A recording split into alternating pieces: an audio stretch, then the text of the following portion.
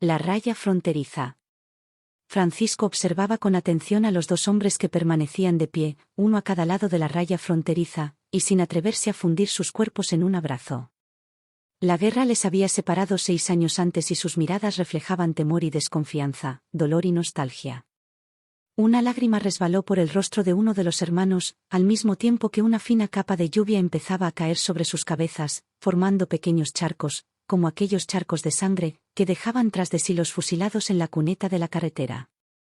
La lágrima siguió deslizándose por la piel del hombre, hasta que trazó una senda en el aire sin un destino concreto. De pronto, la lluvia cesó y una ráfaga de viento sacudió ligeramente las banderas de los dos países. El silencio se cernía alrededor en aquella fría noche de diciembre. Hasta el tiempo parecía haber detenido su avance, con el deseo de aportar más dramatismo a la escena. Francisco era incapaz de apartar la mirada de los dos hombres, absorto en las emociones que le estaba deparando aquel encuentro. Se sentía tan emocionado como ellos dos, pero al mismo tiempo era capaz de percibir aquellos detalles, que solo puede descubrir quien es ajeno a la propia acción. El viento amainó, y por fin, el hermano situado a la izquierda, bajo la bandera de España, cruzó la línea para situarse frente a su hermano y poder darle ese abrazo tan anhelado por ambos. Por un instante, el suelo de aquel rincón de Francia se adornó de pasos llenos de belleza, unión y cariño, que trazaron una senda de esperanza. Después de un abrazo que duró 1 hora, Ernesto se separó de su hermano Lorenzo y fijó su mirada en los ojos marrones de aquel hombre con el que había compartido juegos, sonrisas y deberes, a pesar de la enorme diferencia de edad entre ambos. Todavía recordaba, con cariño, el día que su hermano le había confesado que estaba enamorado de Luisa, una compañera de su clase. Ernesto, ya sumido en la indolencia propia de la juventud, miró a Lorenzo con gesto contrito, para luego cambiar el rictus de su rostro y dedicarle una sonrisa un tanto burlesca. Cuánta inocencia anida en el corazón de los niños. Qué frágil y efímera puede llegar a ser la felicidad. Después, la guerra arrampló con todo y la realidad adoptó los colores de la muerte. El silencio de la desolación acalló las enérgicas voces de los combatientes, y las lágrimas de dolor sumieron en el olvido la amabilidad de las sonrisas. Nada volvió a ser igual después del verano de 1936. Nada. Ni tan siquiera el calor de un abrazo. Todavía te sigue saliendo el hoyuelo cuando te ríes. Lorenzo esbozó una tímida sonrisa, aunque sin decir ni una sola palabra. Se sentía confuso y muy emocionado. Adoraba a su hermano pequeño, y en todos aquellos años de separación, le había resultado muy duro tener que salir adelante sin su apoyo y su presencia. Pero sabía que Ernesto no se plegaría a los deseos de un dictador. Había sido amigo de Miguel Hernández, y a su vez, sus manos habían pasado por encima de todas las páginas de las obras de Vicente Blasco Ibáñez, Pedro Salinas, Luis Cernuda, Manuel Altolaguirre, María Zambrano y Federico García Lorca. Su alma ceñía el nombre de la República, y su puño se alzaba para gritar libertad y vida, entre las proclamas de los sublevados. ¿En algún momento pensaste en quedarte? Ernesto se mantuvo en silencio. No había respuesta para la pregunta planteada por Lorenzo. La separación de los dos hermanos fue cruel. Ernesto amaba Madrid. Había pasado su juventud en las calles del barrio de las Letras, y siempre que había podido no había dudado en defender la valía de la ciudad, que era a su vez, su tierra de nacimiento. Pero no estaba dispuesto a renunciar a sus principios. Por eso solo pudo escoger un camino, el exilio. Primero cruzó la frontera y viajó durante meses por Francia, hasta que logró asentarse en Amiens trabajando en la librería de Arturo Díaz, otro español republicano. Arturo había huido de León el mismo día del estallido del conflicto, con todos sus ahorros guardados, entre los pliegues de la tela de su desgastado pantalón de lana. Atravesó los Pirineos por Navarra y recorrió Francia hasta llegar a Amiens, donde vivía un primo al que llevaba años sin ver. Sin embargo, al llegar a Amiens se enteró de que su primo había fallecido 2 meses antes, debido a una neumonía. Pasó varios días tratando de asimilar su situación, y pensando bien en qué es lo que debería hacer a partir de ese momento. A ratos, se sentía perdido y apenado y lo único que deseaba, es que terminara aquella maldita guerra para volver a España.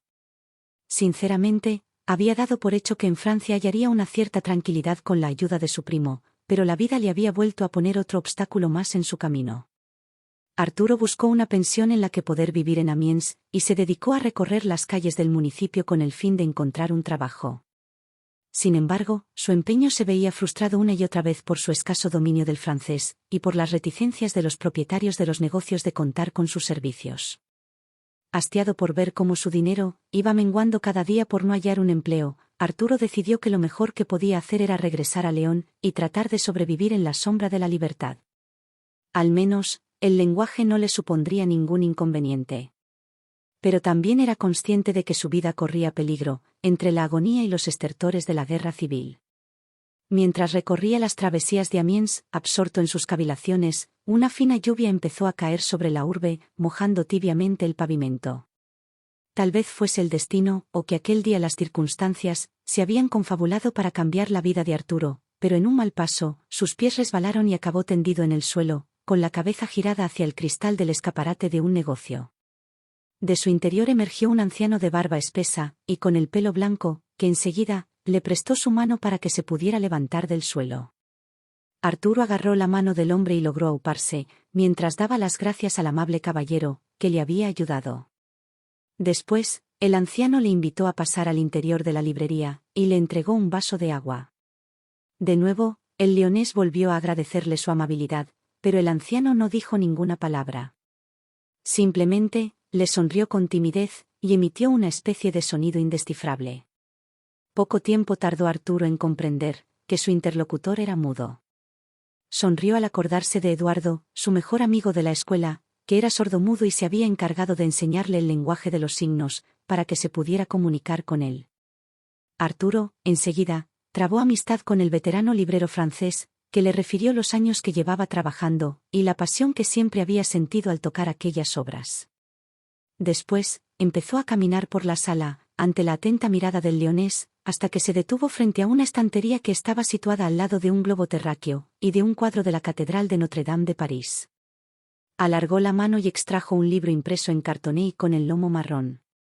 Pasó la cubierta de la obra y chascó los dedos para captar la atención de Arturo, que permanecía absorto contemplando cada rincón de la librería. En el techo, un fresco de figuras geométricas provocaba una sensación de delirio al levantar la mirada. Por su parte, las estanterías estaban llenas de volúmenes, y en el centro de la estancia, los bustos de varios escritores ayudaban a incrementar el reflejo cultural del espacio. El anciano, que se llamaba Louis, le pidió a Arturo que se acercara hasta él para que pudiera ver el libro que portaba entre sus manos. El leonés se situó frente al librero y observó la obra que apareció ante sus ojos. Justo en ese instante, un brillo de colores llenó de decenas de matices el interior de la librería. Arturo apartó la cara, asustado, aunque al volver a girar el rostro detectó el perfil de varias figuras que habían emanado del libro, y que parecían flotar en el aire. Por un instante, le pareció ver a un duende subido en un unicornio que le guiñaba un ojo. Arturo se quedó perplejo, incapaz de articular ninguna palabra. Pero, al menos, durante un momento, había logrado olvidarse del dolor y de la destrucción de la guerra y sentir la caricia de la fantasía. Louis le dedicó una tímida sonrisa, a la vez que comenzaba a trazar círculos en el aire. Después, empezó a soplar con delicadeza, arrastrando a las figuras al interior de los círculos. Uno a uno, los pequeños seres fueron desapareciendo, dejando tras de sí una estela en forma de palabra. Arturo empezó a leer en voz alta las grafías, a la vez que una frase iba surgiendo en su mente. La literatura adorna de libertad cada página del libro de la vida. Solo cuando el duende y el unicornio se convirtieron en un punto de luz, el anciano dio una palmada, y el libro se cerró con un golpe seco de la cubierta, al caer sobre la hoja de papel de la primera página. Arturo se quedó mirando a la nada, incapaz de hallar sentido a lo que acababa de ocurrir. Sin embargo, su corazón latía cada vez más fuerte y las lágrimas comenzaban a agolparse en sus ojos. Se había prometido no volver a llorar una vez que estuviera en Francia, pero era la primera vez en mucho tiempo que volvía a sentirse persona. Tal vez aquella librería fuese el único lugar en el que se hubiese podido cobijar la paz para no sucumbir al quebranto de sangre provocado por la guerra. Y ahora sígueme, que te voy a hacer partícipe de un secreto que jamás olvidarás. Arturo tardó varios segundos en entender los signos del anciano, pero al saber lo que le estaba pidiendo, empezó a caminar tras él. Fue el comienzo de una entrañable amistad, que se fue afianzando en torno a aquel secreto, que ninguno de los dos desvelaría. Ni siquiera tras la muerte del viejo librero, Arturo se atrevió a contárselo a los dos únicos amigos de Louis, que acudieron al sepelio. De haberlo hecho, habría faltado al respeto a su amigo, y se hubiera roto el código de honor que se había establecido entre ambos. Simplemente, se dedicó a cumplir su última voluntad, hacerse cargo de la librería, y no dejar que sus puertas se tuvieran que cerrar por falta de dinero. Para ese cometido, Louis le había dejado a Arturo un importante capital. O al menos, el suficiente dinero para vivir con holgura. Poco a poco, el negocio fue creciendo, y Arturo se mostraba orgulloso de poder seguir haciendo realidad el sueño de Louis. Sin embargo, era incapaz de sentirse seguro y tranquilo, y de lograr alcanzar la felicidad que tanto anhelaba. De España seguían llegando noticias, que solo hablaban de muertos, y la guerra parecía no concluir nunca. Además, en Amiens y en muchos rincones de Francia, se empezaba a extender el rumor de que podría estallar un conflicto con Alemania, provocado por el carácter histriónico y avasallador de su líder, un tal Adolf Hitler. Arturo empezó a temer que su vida volviera a correr peligro, y cada vez más a menudo, empezó a buscar la manera de salir de Francia sin dejar de cumplir con la promesa que le había hecho a su amigo antes de morir. Tal vez podría llevarse los libros a Argentina o a México y montar allí otra librería, que portara el nombre de su amigo. Seguro que, ante el estallido de una guerra en Francia, Louis lo habría entendido. Ya prácticamente tenía clara su decisión, cuando un día se presentó en la librería un hombre de unos 30 años, que parecía estar tan perdido como la primera vez que él había accedido al interior del establecimiento. Le dijo que se llamaba Ernesto y enseguida atrajo la atención de Arturo. Ambos se miraron y comprendieron que los iris de sus pupilas eran de color rojo y negro, los destellos del caos y la guerra. Los dos habían huido del horror, buscando un rincón de paz en el mundo. Arturo se fijó en la hora y en la fecha de aquel encuentro, las 10:30 de la mañana, del 20 de febrero del año 1939. Podría haber sido un día cualquiera, pero cuando te acostumbras al hecho de que las bombas y la metralla silben a tu alrededor, las jornadas y las horas nunca son iguales. 2 días después, el apreciado poeta sevillano, Antonio Machado, fallecería en Cullier, otro municipio de Francia, también en un exilio forzado, por su distinguida estampa republicana. Sin embargo, Arturo y Ernesto no se enterarían hasta varias semanas después. De regreso a la escena de la librería, mientras Ernesto observaba todos los libros de las estanterías, Arturo no pudo evitar preguntarle por el desarrollo de la guerra en España. El joven, que acababa de entrar en la librería, justo un par de minutos después que Ernesto, le miró con desconfianza. Los franceses habían aprendido a decir guerra también en español. Sin embargo, Ernesto ni se inmutó. Siguió mirando las cubiertas de los libros, hasta que finalmente se decantó por un libro de poesía, de Federico García Lorca. Una buena elección, pensó Arturo, que llevaba tiempo sin vender ningún libro de poesía. Ernesto se acercó hasta el mostrador, abrió el libro por la página 65 y recitó una de las frases más célebres del poeta granadino, que había sido fusilado al comienzo de la Guerra Civil. En la bandera de la libertad bordé el amor más grande de mi vida. Los dos hombres se miraron fijamente, hasta que no pudieron contener por más tiempo sus emociones, y se dieron un abrazo que duró varios minutos. Los dos habían sobrevivido a la muerte, pero habían tenido que huir para lograrlo, alejándose, tal vez para siempre, de sus seres queridos, y de los recuerdos de un pasado que había devorado sus sonrisas. Desde aquel momento, Ernesto se convirtió en ayudante de Arturo, y juntos transformaron la librería en un rincón repleto de paz y de belleza literaria. Un lugar en el que sentirse libre en un mundo que cada vez miraba con más miedo al maniático, que dirigía los designios de Alemania. Poco a poco, la librería se fue convirtiendo en todo un emblema de Amiens y de toda Francia, aunque no por ello Arturo y Ernesto se olvidaban de los sucesos de España. Estaban pendientes de las noticias que escuchaban de los propios franceses, y aunque no lo confesaran en voz alta, anhelaban que se produjera el final de la dictadura para regresar a sus lugares de origen. Sin embargo, qué lejos estaba aún aquel instante. Las páginas del libro de la historia siguieron pasando una tras otra, hasta que los márgenes volvieron a llenarse de sangre.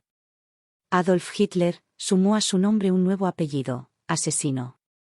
Durante años, su trágica estela se extendió por toda Europa, y hasta la cultura se ennegreció por el cariz del Holocausto. Arturo y Ernesto tuvieron que huir de Amiens, tras ser denunciados por la posesión de varios títulos de autores judíos. El cartel de Fermé, cerrado, ya no se volvería a dar la vuelta nunca más, en aquel local de la calle Liberté, Libertad. Los dos hombres tampoco se volverían a ver. O eso pensaban ellos en aquel instante. Se vieron sorprendidos en una madrugada de otoño, por los gritos de varios vecinos de sus inmuebles, y tuvieron que huir sin poder llevarse nada. Por suerte, ninguna bala llegaría a rozar sus cuerpos, pero sus corazones se volvieron a llenar de odio, por hombres que solo sabían hacer el mal. Arturo terminó su huida en París, donde acabaría uniéndose a la resistencia, y jugándose la vida en la clandestinidad, para ayudar a los judíos perseguidos por los esbirros de Hitler. Por su parte, Ernesto vagó por los caminos de Francia, hasta encontrar su sitio en Carcassonne, a una veintena de kilómetros de la frontera con España, y a 80 kilómetros de Toulouse. Una vez allí, trató de conseguir un empleo bajo el sonido incesante de los bombardeos, pero solo hallaba dolor y desconsuelo entre las ruinas de los edificios. ¿Cómo iba a lograr sobrevivir en aquel lugar? Una gélida mañana de noviembre, se topó en los alrededores de la ciudadela medieval, con un enigmático caballero, que le propuso que le siguiera hasta un lugar secreto. Una vez allí, y bajo los copos de nieve que habían comenzado a caer sobre la urbe, le mostró un libro encuadernado en piel, cosido en el lomo y con las hojas amarillentas por el paso del tiempo. Ernesto se emocionó al volver a escuchar el sutil crujido de las hojas, mientras pasaba los dedos sobre el papel. Empezó a desplazar una página tras otra, exultante. Sin embargo, fue incapaz de leer una sola palabra, ya que el texto estaba escrito en tamil, como le hizo saber aquel sujeto. Se trata del libro de la sabiduría y la fraternidad, comentó el caballero, sin apartar la mirada de Ernesto. Está escrito en tamil, aunque algunas partes del texto han sido traducidas al francés, como se puede apreciar en las anotaciones de los márgenes. Entre sus líneas se encuentran ocultas las claves de varias civilizaciones del universo, que hace miles de años nos legaron sus conocimientos. Y lo más importante, el mapa con las indicaciones necesarias para llegar al único lugar de la Tierra en el que podríamos sobrevivir en caso de que Hitler o cualquier otro dictador ansíe el control del mundo. Ernesto se quedó perplejo. Cada vez más nervioso, era incapaz de apartar la mirada del libro que tenía delante. Solo salió de su asombro cuando volvió a escuchar la voz grave y severa de su interlocutor. Como comprenderá, no todas las personas son aptas para descubrir el valor de este libro. Es más, desde hace 5 siglos, los guardianes del secreto hemos tenido que superar una serie de pruebas antes de poder ver la obra. Pero en estos momentos la situación en la que nos hallamos es muy complicada, y no disponemos de tiempo para que nos demuestre sus cualidades. Los soldados alemanes están cada vez más cerca, y no podemos dejar que este libro caiga en sus manos. Entonces, ¿por qué me ha escogido a mí?, preguntó Ernesto, incrédulo. El caballero se tomó unos segundos antes de responder, con la mirada fija en Ernesto. Sin embargo, tenía muy claro lo que quería decir, y continuó hablando como si no hubiera escuchado la pregunta. Hace un año, recibí el libro por parte de otros guardianes de Francia.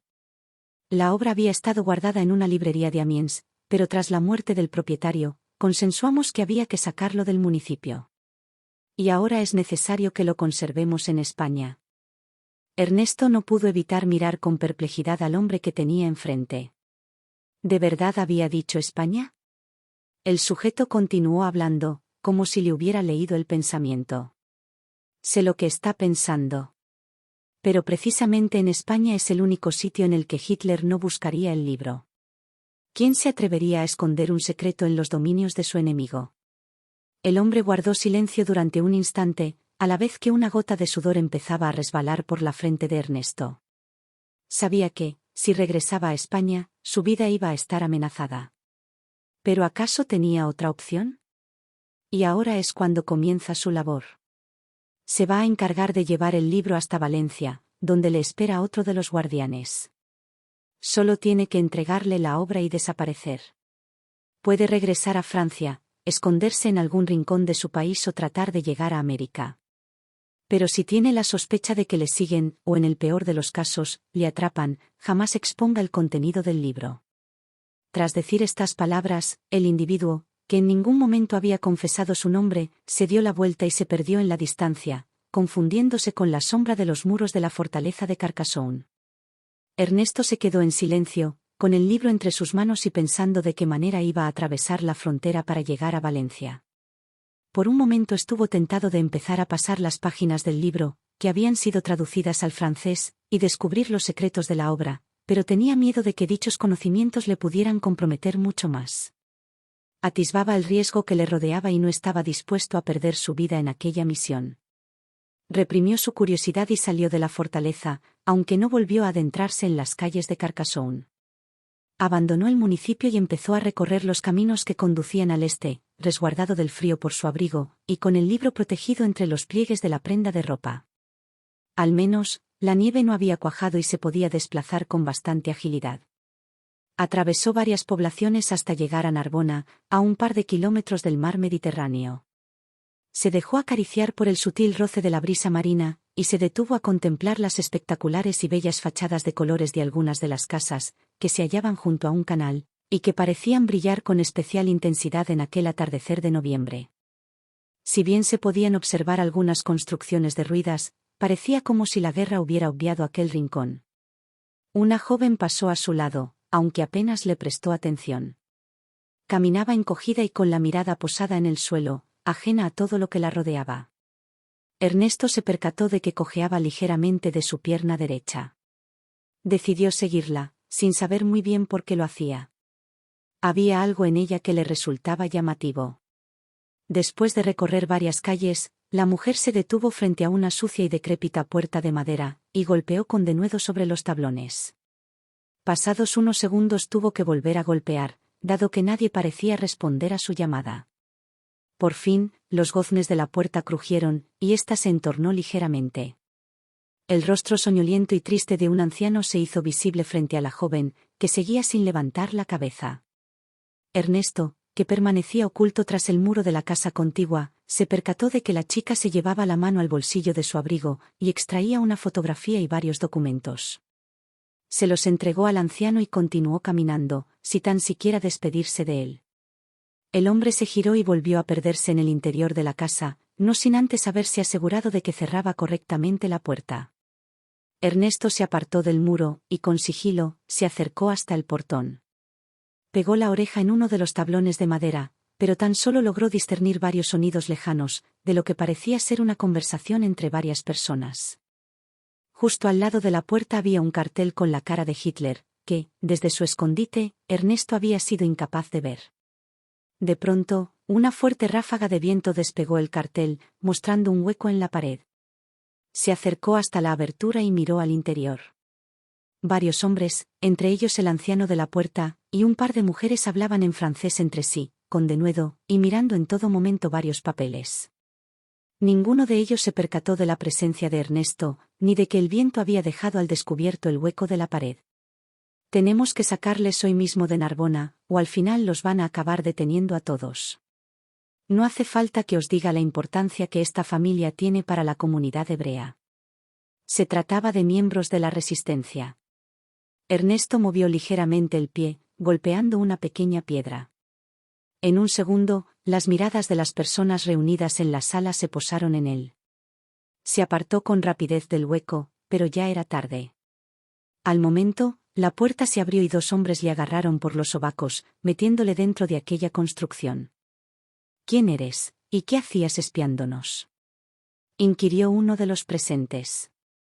Me llamo Ernesto y vengo de Carcassonne, acertó a decir, intentando enfatizar el acento francés al hablar. Me dirijo a España para cumplir con una misión y me he topado por casualidad con ustedes.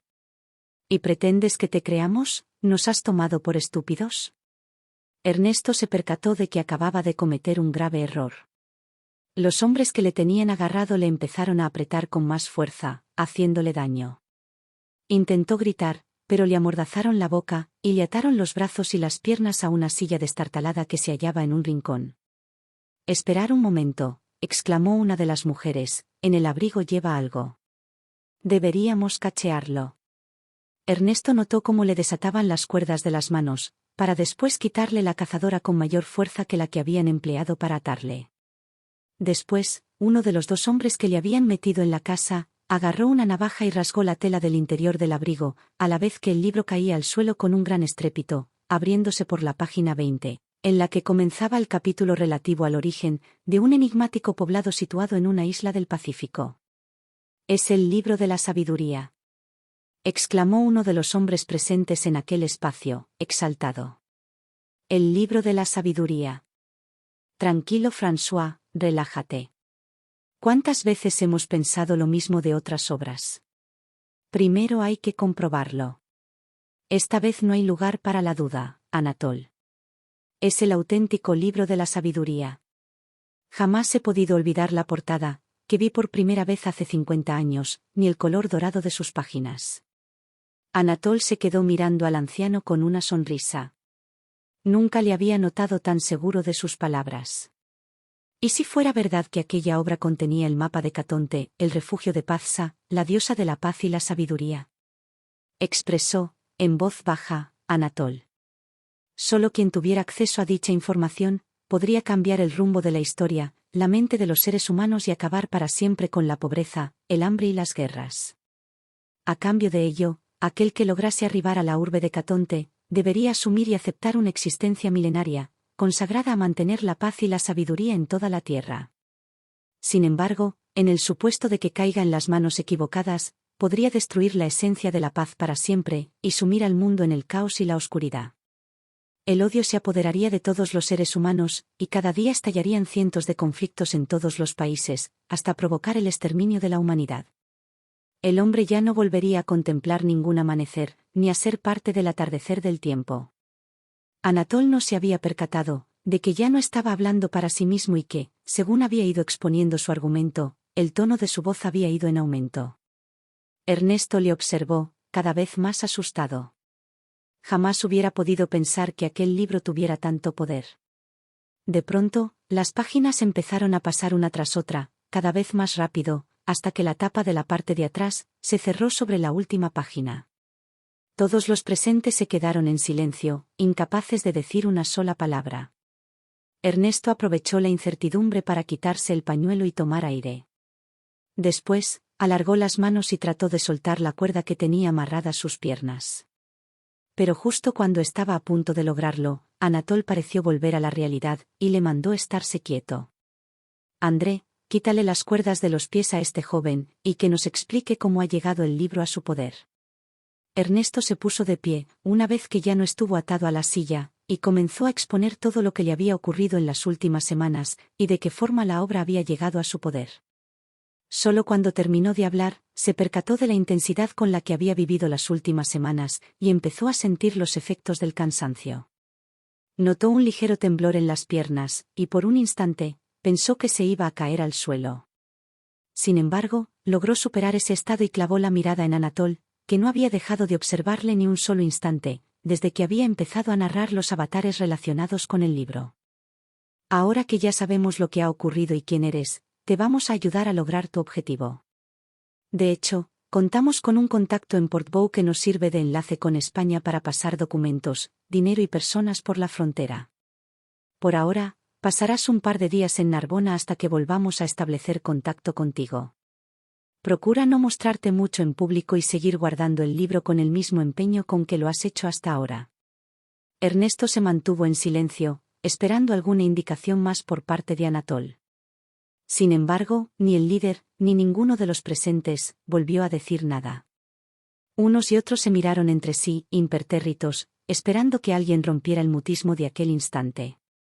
«El libro de la sabiduría. El libro de la sabiduría», murmulló el viejo François, con la mirada perdida, ausente.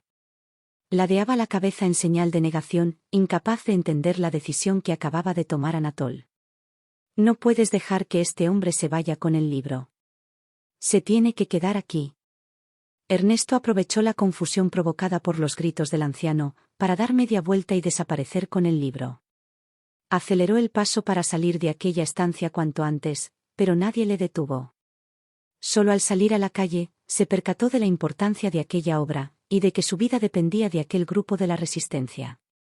Decidió esconderse entre las ruinas de una vieja casa, que todavía conservaba en su fachada algunos elementos del modernismo, y comenzó a leer la traducción al francés, que se hallaba entre las páginas del volumen, y en los márgenes de la derecha y de la izquierda de las hojas. La obra parecía haber sido escrita por un visionario, o tal vez por un genio, que parecía querer enseñar su locura, a quien tuviera la osadía de pasar una tras otra aquellas páginas. Sin embargo, el libro poseía un mensaje inquietante sobre el ser humano y el fin de su capacidad para soñar, amar y razonar. Llegará un momento en el que el hombre ya no sepa discernir lo que es la sabiduría, y se convierta en un ser vacío, caduco y de pupilas blancas y sin iris. Vivirá sumido en la ceguera del odio, y morirá si no se alimenta con trozos de los corazones de otros seres humanos. Su lenguaje será el sonido que emana de las bombas, y el mundo estará copado por ruinas. Jamás volverá a haber un rincón en el que se pueda disfrutar de paz. Por ese motivo es fundamental que el libro esté siempre en posesión de las personas correctas. Arturo. ¿De verdad eres tú? Sí. Ya sé que es complicado reconocerme con esta barba, pero es la única manera de cumplir con las misiones de la resistencia. Ernesto se acercó a su amigo y se fundió en un abrazo con él. Después de varios minutos, se separaron el uno del otro, sin poder evitar que sus ojos se llenaran de lágrimas y que un ligero temblor recorriera sus cuerpos. Pensé que no te volvería a ver. No tuvimos una despedida amable, Ernesto. Las malditas guerras no entienden de sentimientos. Ernesto le dedicó una mirada tenue a Arturo. El leonés había envejecido rápidamente, aunque las arrugas y las canas parecían dotarle de una profunda serenidad. ¿Cómo has conseguido saber dónde estaba? Gracias a los mensajes de los compañeros de la resistencia. No todos los días se tiene acceso al libro de la sabiduría. Tu aparición ha causado un gran revuelo en el grupo. Ernesto recogió del suelo el libro que había estado leyendo hasta un par de minutos antes, y se lo mostró a Arturo. Tiene el mismo brillo que la última vez que lo vi. ¿Tú conocías la existencia de este libro? Sí. Fue el secreto que me enseñó Louis, el viejo librero de Amiens antes de morir. La obra había llegado a sus manos a través de un francmasón y la mantuvo escondida durante más de 40 años. Fue precisamente él quien realizó la traducción al francés, dado que sus abuelos maternos eran de Sri Lanka, y le habían enseñado el tamil. Ernesto se quedó en silencio, si bien con la mirada pareció reprocharle a Arturo, que no le hubiera dicho nada. No te referí su existencia, ya que le prometí a Louis que el secreto no sería parte de nadie más. Pero ahora que ya conoces el contenido del libro, tenemos que llegar a Valencia lo antes posible. ¿Tú me vas a acompañar, Arturo? Preguntó, con incredulidad, Ernesto. Por supuesto. Una vez que entras en la resistencia, olvidas lo que es tener miedo. Ernesto sonrió con timidez. Había perdido la noción del tiempo leyendo la obra, y ni siquiera sabía los días que llevaba metido en las ruinas de aquella casa, que había sido destruida por las armas de la guerra. Pero lo que sí tenía claro es que deseaba entregar aquel libro a su destinatario, y quitarse de encima la presión de aquella peligrosa misión. Ya bastante tenía con sobrevivir entre los estertores de aquel conflicto mundial, que parecía no tener fin. Esa misma noche, Arturo y Ernesto salieron de Narbona y se dirigieron al sureste, buscando la frontera con España por Portbou. El pequeño y coqueto municipio de Gerona, que marcaba la entrada a la península ibérica. Durante varios días solo se detuvieron para comer y dormir, y aunque ninguno de los dos lo expresara en voz alta, sus pensamientos giraban en torno a lo que iba a ocurrir al llegar a Portbou. Al tercer día, al entrar en el municipio de Saint-Guillaume-le-Désert, se toparon con la silueta de un hombre que permanecía atento a todo lo que ocurría a su alrededor, como si estuviera esperando la llegada de los dos amigos. Al acercarse, Ernesto reconoció el rostro de Anatole, el líder del grupo de la resistencia de Narbona. Te había dicho que no te movieras de Narbona hasta que recibieras las órdenes correspondientes. La indignación del hombre se hizo patente a través de su marcado acento francés. ¿Y quién es este sujeto que te acompaña? Ya deberías saberlo si nos has seguido hasta aquí, dijo Arturo, adelantándose a Ernesto en su respuesta. Soy Bertrand, el Oscuro. Del grupo 22 de la Resistencia de París. Vaya, un mosquetero negro. Los famosos aventureros de Saint-Germain. ¿Y no conoces el código para saber que se ha de avisar de nuestros movimientos a lo largo de Francia? Por supuesto que lo sé. Pero este joven es parte de mi familia, y tiene en su poder un objeto de enorme valor. Sí. El libro de la sabiduría. Entonces, ¿no será más importante que lleguemos cuanto antes a Valencia? Acertó a preguntar Arturo, intercalando varios improperios en francés entre sus palabras.